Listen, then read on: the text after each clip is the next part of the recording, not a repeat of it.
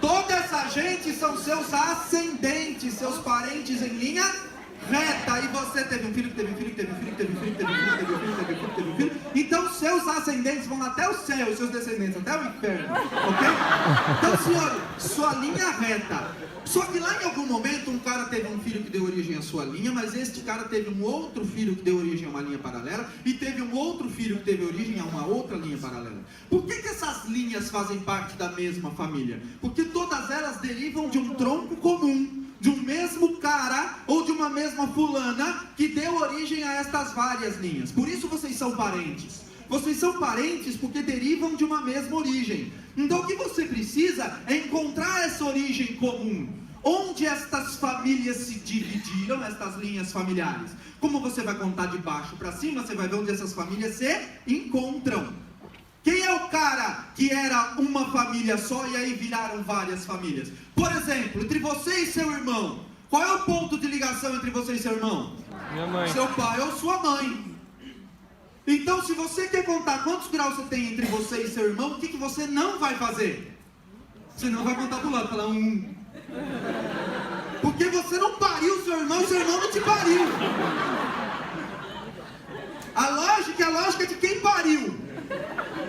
Então quem pariu o seu irmão? A minha mãe ou o meu pai colaborou de alguma forma, né? Se vocês não forem filhos da mesma mãe.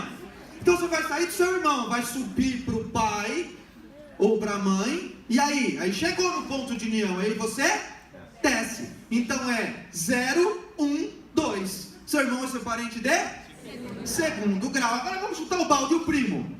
Quarto. Primo é parente de quarto grau. Por quê? Porque eu vou sair do primo, o primo sobe pro tio, o tio sobe pro avô, o avô desce pro pai, o pai desce pra mim. 1, 2, 3, 4. Beleza? Lembramos isso aí sem estresse? Então quando a gente volta lá no artigo 1521, que fala que eu não posso casar com irmão e nem com parentes até terceiro grau. Terceiro grau é quem? Tio não pode. Tio com sobrinho não pode, né? Salvo se você fizer exame pré-nupcial e comprovar efetivamente que não há nenhum tipo de risco para a saúde da prole. Mas tem que ter o exame pré-nupcial, tem que ter autorização expressa para poder fazer isso. Mas a regra é que não pode. Só que não esqueça que tem essa situação excepcional, beleza? Então tá bom. Quem mais não pode casar? Não pode casar o adotante com os outros filhos do adotado. Por quê? Porque é como se fosse irmão. Não pode casar também as pessoas casadas. Enquanto estiverem casadas, não pode. Para poder casar, precisa o quê? Acabar o casamento. E já aproveitando o gancho, quantas formas existem de acabar com o casamento? Somente 2, você acaba com o casamento ou pelo divórcio ou pela sorte. Não, morte. Ou pelo divórcio ou pela morte do outro cônjuge. E para não ficar incentivando esse negócio de morte do outro cônjuge, a lei já aproveitou e já colocou lá no artigo 1521 que não pode casar o cônjuge sobrevivente com o condenado pelo homicídio ou tentativa de homicídio do outro cônjuge. Não pode. Desde que esse homicídio, obviamente, seja doloso. Se for culposo, sem problema, tá? Doloso não pode, mas culposo, então se for fazer, faz direitinho. Ok! Agora, lembrando, pessoas casadas não podem casar, mas elas podem viver em união estável? Podem, desde que elas estejam separadas de fato ou separadas judicialmente. Isso nessa situação excepcional de ainda ter alguém separado judicialmente, mas essa é a previsão, né? Então podem, desde que estejam separadas de fato ou separadas judicialmente. Há quanto tempo tem que estar separado de fato? Relativo. Não tem prazo previsto. Então, teoricamente, quebrei um pau aqui em casa, fiz as malas. Estão indo embora. Cheguei na casa da outra, falei, opa, e aí, tem jeito? E ela falou, só se for agora, tô morando aqui, comecei já, podemos trocar ideia sobre a possibilidade da união estável, ok? Não tem prazo mínimo, certo? Então, senhores, divórcio é necessário para poder casar de novo, para poder fazer outra união estável ou não. Então essas são as hipóteses de casamento nulo. E as hipóteses de casamento anulável? As hipóteses de casamento anulável estão lá no artigo 1550. Hipóteses de casamento anulável estão lá no artigo 1550, que obviamente a sua mão não resiste, e de imediato anota aí 1550 para você ler depois. Tá? Hipóteses, o que importa lá? Você vai ver que é a hipótese de casamento anulável quando não tem idade mínima para casar. Qual é a idade mínima para casar? 16 anos. Se eu não tenho a idade mínima, o casamento será anulável. Agora, se eu tenho a idade mínima 16, mas ainda não tenho 18, eu posso casar? Pode. Posso, mas preciso de autorização. Pelo amor de Deus, não vai me responder que precisa ser emancipado. Você não precisa ser emancipado, você precisa de autorização, até porque se você casar, automaticamente você estará emancipado. E a lei não é esquizofrênica, né? Ela não vai te pedir uma coisa para você poder casar, para ela te dar a coisa que você já tinha que pedir antes. Não faz sentido. Então, para poder casar entre 16 e 18 anos, eu não preciso ser emancipado, eu preciso de autorização dos pais. Então, falta de idade mínima, falta de autorização, incompetência da autoridade celebrante. Essas hipóteses são hipóteses de casamento anulável. Mas você precisa lembrar importante aqui sobre o vício da vontade. Vício da vontade. Quais são os vícios da vontade que tornam o casamento anulável? Coação e erro essencial quanto à pessoa do outro cônjuge. Coação e erro essencial quanto à pessoa. Coação todo mundo sabe, né? Eu casei por quê? Porque estava sofrendo uma pressão, uma ameaça, pressão psicológica, alguma coisa assim, e me casei, beleza. Onde que embaça um pouco? Embaça um pouco às vezes na questão do erro essencial quanto à pessoa do outro cônjuge. Lembra que erro essencial quanto à pessoa do outro cônjuge é uma situação que já existia antes de você casar com ele. Antes de casar com ele, ele já tinha aquela situação. E você não sabia, olha os requisitos. Você não sabia, o cara já tinha aquele problema antes de casar, e você não sabia que ele tinha. E você só foi descobrir depois de casado. Aí pode ser erro essencial.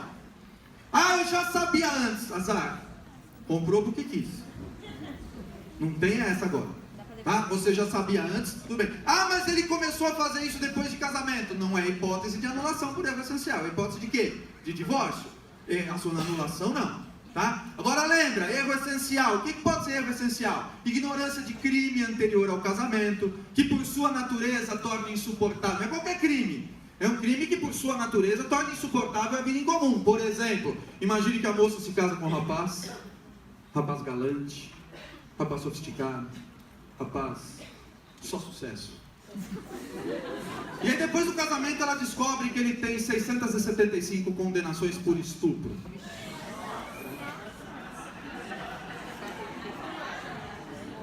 Eu suponho, senhores, que para a mulher média é um tanto difícil continuar convivendo com o cara, que ela descobre, depois de casada e achando que estava tudo bem, que tem 4.327 condenações por estupro, não é? Então, nesse caso, trata-se de residencial, julgado. claro, que é um tipo de crime que torna insuportável a vida em comum, evidente. Né? E aí é isso que você tem que lembrar, que torna insuportável a vida em comum. Beleza? Ótimo. O que mudou? O que você precisa prestar atenção também mudou por causa da lei do Estatuto da Pessoa com Deficiência.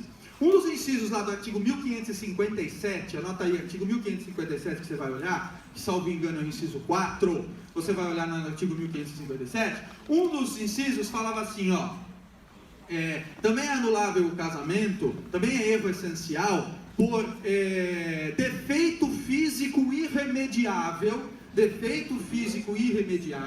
ou doença contagiosa que põe em risco a saúde do cônjuge ou da descendência. O que mudou aí? Mudou essa ideia do defeito físico irremediável, porque está escrito lá agora, defeito físico irremediável que não caracterize deficiência. Então esse defeito físico irremediável não pode ser uma deficiência, é um defeito. Aí, senhores, eu pergunto. Vamos conversar. É o pau pequeno.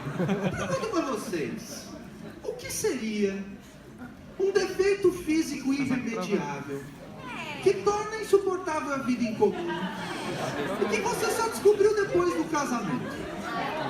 Mas não, o cara é maneta. Mas como assim, você não viu antes do casamento? Até você com a mão no bolso. Não. Isso aí você até podia discutir antes, agora não, maneta não pode mais, por quê? Porque a deficiência não vale como erro essencial. Do que nós estamos falando? Nós estamos falando de impotência. Impotência. E larga seus preconceitos, porque impotência não é coisa só de homem. Né? Tem impotência para homem e tem impotência para mulher. E lembra que a impotência pode ser de 3 tipos, né? Você tem impotência coeunde, impotência generande e impotência concipiente.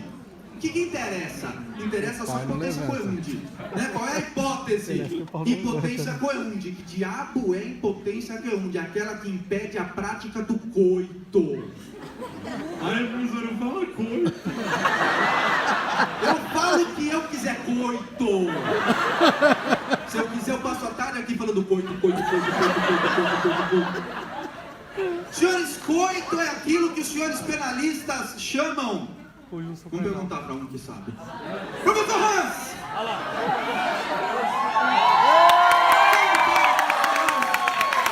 Professor Hans, o que é coito? Depende. Não, depende não. Depende, vagínico ou anal? É vagínico. A união do membro viril com a vagina. Muito obrigado, professor. Senhores, eu sou o Hipócrita, professor Hans, é tudo bom. São senhores aquilo que os penalistas chamam de conjunção carnal, né? Conjunção carnal. Introdução do membro viril, como tão brilhantemente, professor Hans. Você vê como ele enche a boca para falar, né? Membro viril. Então, senhores, a introdução do membro viril na vagina. Isso é o coito. É só isso, coito. Ó, faz um parênteses, olha que interessante para você pensar. Na aula passada eu falei para vocês, pense nas palavras, né? Pense nas palavras. Vocês já pensaram o que significa um coitado? O que é um coitado? Um coitado, senhores, é um cara em quem se pratica o coito. Ele foi coitado.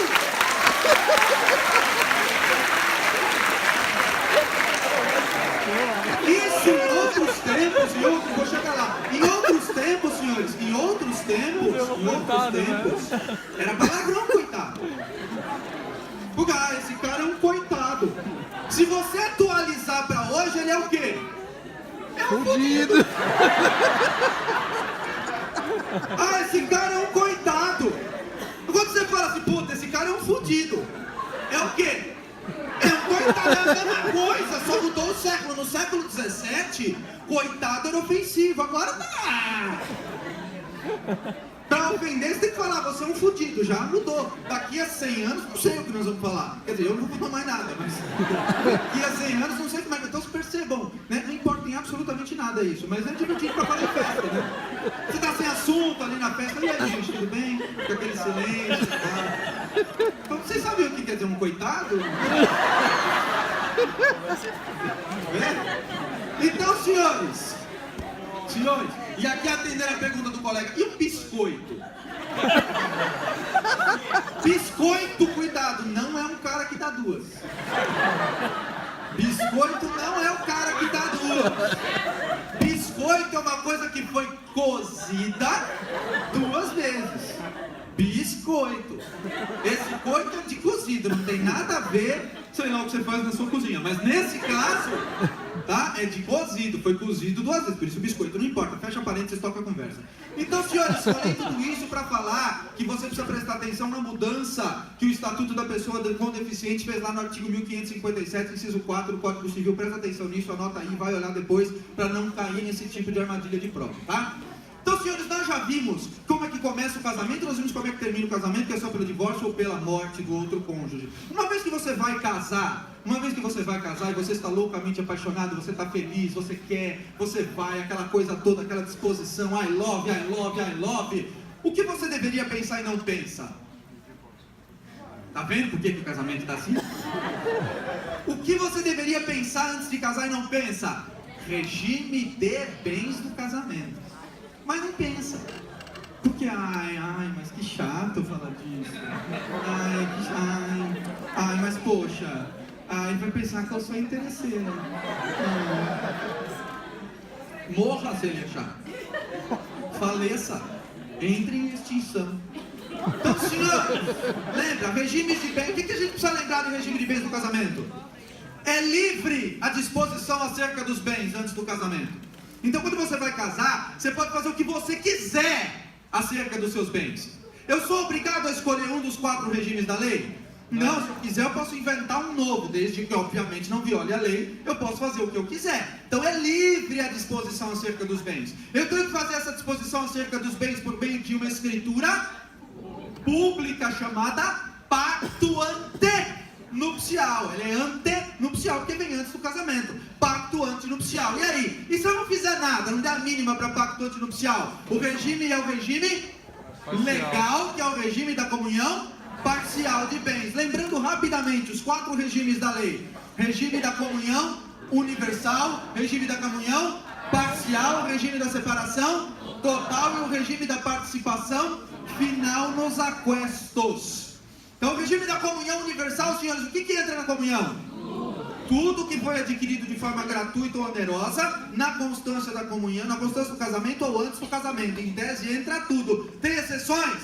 Tem exceções, toma cuidado, tem que olhar lá, né? Por exemplo, aquilo que foi doado para você com cláusula de incomunicabilidade, aquilo que você recebeu como herança com cláusula de incomunicabilidade e os bens que foram subrogados. Lembra desse negócio de bem subrogado? A OAB adora fazer pergunta de bem subrogado. Eles adoram fazer pergunta de bem subrogado. Fulano de tal recebeu em doação um carro. Recebeu em doação com cláusula de incomunicabilidade. E aí ele vendeu o carro, pegou o dinheiro do carro e comprou outro carro. E aí eles perguntam assim, esse carro é de quem? É só dele. Por quê? Porque é subrogado nesse lugar, foi comprado com o produto da venda do outro bem particular. Tá? Toma cuidado com isso. Regime da comunhão parcial, o que entra na comunhão? Só o que foi adquirido onerosamente na constância do casamento. Não entra na comunhão o que foi adquirido antes do casamento, não entra na comunhão o que foi adquirido gratuitamente na constância do casamento, ou seja, por doação ou herança. Recebeu por doação ou herança, não entra na comunhão no regime da comunhão parcial. Lembra outras coisas que entram na comunhão? Por isso aqui também vive caindo em prova, né? Outras coisas que entram na comunhão. Entra na comunhão os frutos dos bens particulares de cada cônjuge. Então, olha, eu tenho uma casa, já é minha, antes de casar. Eu me caso pelo regime da comunhão parcial. De quem é essa casa agora? Só minha. Regime da comunhão parcial. A casa já era minha antes. Casei. E agora, a casa de quem? Só minha, bem particular. Ela é só minha. E aí eu pego e alugo esta casa. O aluguel da casa é de quem? Os dois. O aluguel da casa, fruto dos bens particulares de cada cônjuge. Os bens que forem adquiridos por fato eventual. Essa também cai um monte. Bens que foram adquiridos por fato eventual. O que é fato eventual, senhores? Sorte, acaso, né? Sorte, acaso, exemplo nunca antes visto em nenhuma sala de aula. Ganhar na loteria, exemplo inédito, né? Nunca antes visto em nenhuma sala de aula. Fulano ganhou na loteria, o prêmio de quem? Dos dois, mas eu comprei só com o meu dinheiro o bilhete. Azar, o dinheiro é dos dois. Você ganhou uma bicicleta na tampa da margarina. Comprou um pote da margarina, tá lá na promoção, abre a margarina e ganha a bicicleta. E tá lá a bicicleta. De quem é a bicicleta? Dos dois. Tudo que foi ganho como fato eventual também entra na comunhão. Presta atenção nisso que isso vive caindo em prova, tá? Separação total. O que entra na comunhão? Nada. Nada, não tem comunhão. Aplica-se o princípio geral de direito denominado cada um com seus problemas.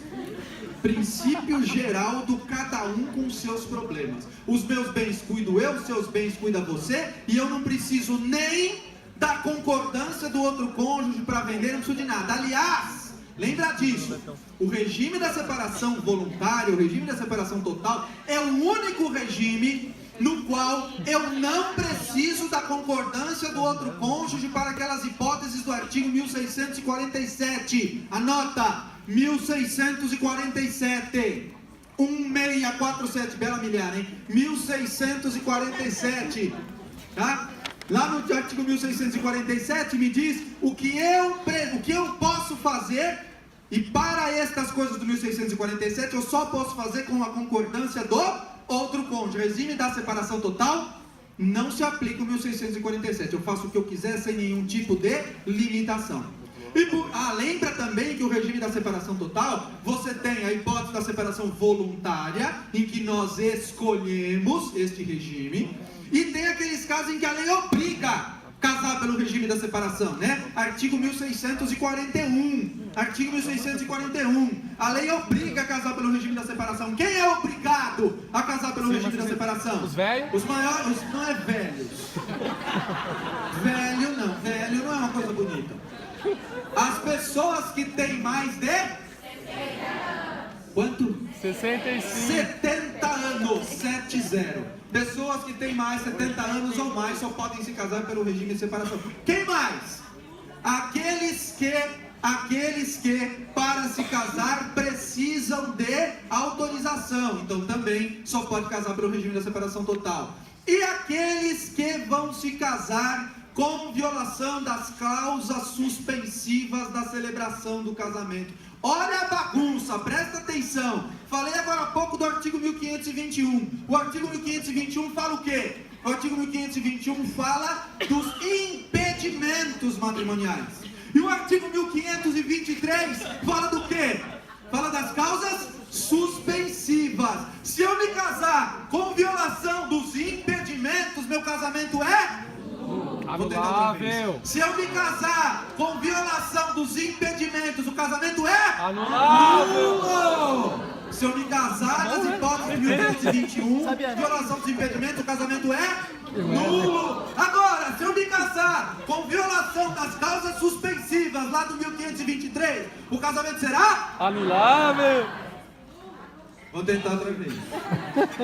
Se eu me casar com violação das causas suspensivas do artigo 1523, o casamento será perfeitamente válido. Mas ele tem que ser constituído pelo regime da separação. Não tem problema de validade. Ele é válido. Só que obrigatoriamente tem que casar pelo regime da separação. Isso aí, gente, é o que acontece com você na hora da prova. Você vai na pegada assim, ó.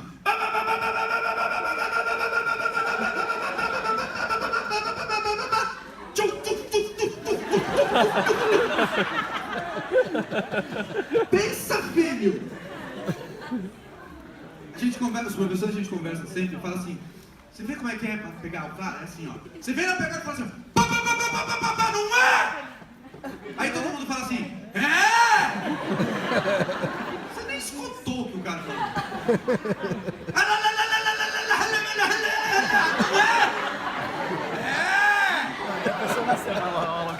Aí você vira e fala assim: ia ser louco. ah, é? Não. Aí você fala: como não? É. Aí já fodeu a cabeça do cara. Então, gente, pensa antes, não vai na pegada do negócio. Para e pensa. Artigo 1521, impedimentos, casamento? Artigo 1523, causas suspensivas, casamento? Válido, porém, obrigatoriamente pelo regime da separação, hipótese do artigo 1641. Toma cuidado com isso aí para não fazer bobagem. Toma cuidado com isso. Lembra, vou falar mais uma vez. Falei semana passada, vou falar hoje de novo. Preste atenção nas palavras. Presta atenção na pergunta. Só responda. Sabe, lembra filme americano de tribunal? Que o cara tá perguntando lá, o promotor, e a testemunha quer falar um negócio que não tem nada a ver, e o juiz interrompe e fala o quê? Só responda o que foi perguntado.